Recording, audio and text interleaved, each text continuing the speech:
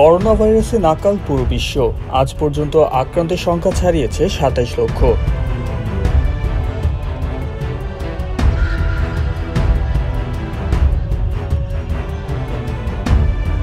এরই মাঝে এই করোনা প্রতিরোধে প্রথম ভ্যাকসিন প্রয়োগ করেছে মানুষের দেহে।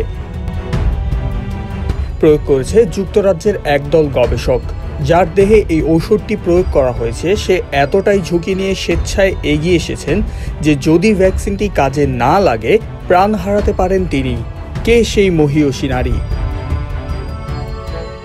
৩২ বছর বয়সী এলিসা গ্রানাটো। নাম না জানার কথা নয়, অক্সফোর্ডের নতুন ভ্যাকসিনটি তার শরীরে প্রয়োগ করা হয়েছে।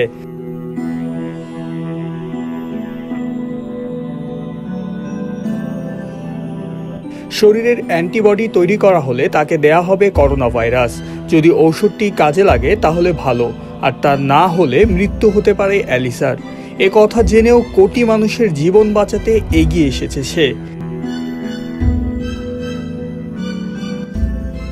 তিনি পেশায় ডাক্তার, অক্সফোর্ড ইউনিভার্সিটির প্রাণীবিদ্যা বিভাগের একজন গবেষক।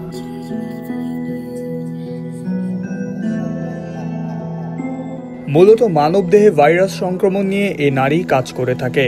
প্রাণীবিদ্যা নিয়ে তার পিএইচডি করা নামি দামি সব শিক্ষা প্রতিষ্ঠান থেকে। তিনি জন্ম নিয়েছেন যুক্তরাজ্যে।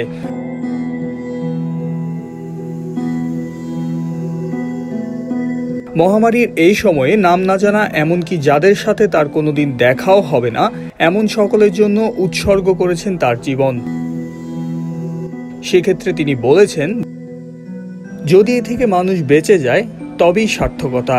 আর আমি এই ভ্যাকসিন নিয়ে অনেক আশাবাদী।